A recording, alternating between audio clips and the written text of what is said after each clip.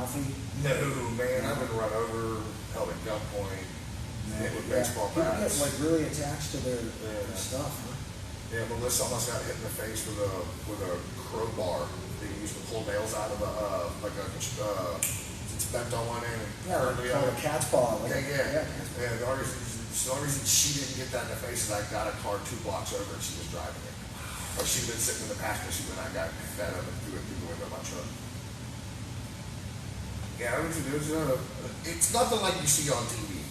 It took 10 years. Yeah, I've watched a few episodes of the... What happens to them in one episode took like a year to happen to me, if that even happened in a year. You know, and I'm sure that a lot of that, I mean, by the time you have to get involved with that, they've already gone through probably a bunch of steps to try to make things right, correct? It depends on the lien holder. Really? Big ones, yes. They don't want you to go. They don't want the car. They care less about that car. Yeah. People can just want my car. They lose their asses when they send their cars to the auction. So, no, they don't want your car. They want you to pay for it. So who's the ones then, like a buy here, pay here type of? Buy here, pay here's the private-owned third-rate lenders. I worked for one of them guys, dude, that would repossess your car if you were a day late on your insurance. Wow. Because then he knew you had to pay him $800-900 plus he had to make sure that you had to go get your insurance back.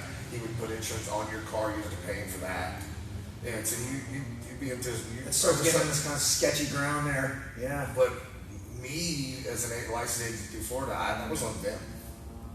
I didn't write I don't read the contracts. I get a legitimate repossession assignment issued. We were state licensed.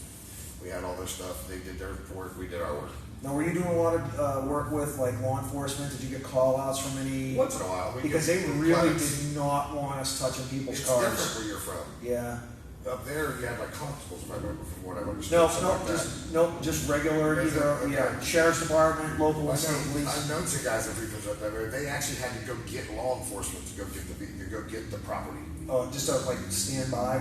Yeah, they had to have a law enforcement person. So you had to find one that was not busy. Yeah. Well, it was probably willing to. I'm not going with that guy Joe. Man, I'm so sick of him coming around here trying to pick up cars. I got better. So, but no, in Florida, your license, it's a big process. You have to go through an internship. You just can't start. You just couldn't go buy a truck cars for every cars for. Yeah, that's good though. It's governed by the state of Florida. Yeah. It's like you're concealed. If the same people that issue concealed weapons permits in Florida issue your repossession license. Agriculture Department. Yes, sir. So they monitor it every year or 2 years after I renew my license. I still have it. I actually just recently got it back because a friend of mine wants me to run this LPR cameras on the weekends. Now, is that something, like you said, there's a process that you have to go through to get that, and then is there any sort of an expiration on that? Do you have to re-up it, or every year, 2 years? Some type of additional. Okay, there's nothing. It's always just the renewal fee, but I let mine lapse. So when I renewed it this past time, it was a little expensive compared to normal. Yeah. I think it was $100 and something bucks, and normally it's like 50 or 75 or something. But yeah, but you have to go through every 2 years, every 2 years, fingerprints, background check. Yeah, they didn't want us touching anybody's stuff, especially, I don't care how careful you were, we were a little bit more the old school, like, smash the wedge into the door jamb and, hit the thing with, nothing as fancy as what you have. But, yeah, they got to a point where they were just getting so many complaints about scratch cars and damage. And so they just said, don't touch anything anymore. I get a lot of that with selling tools. You get a lot of the municipalities know about it. Yeah.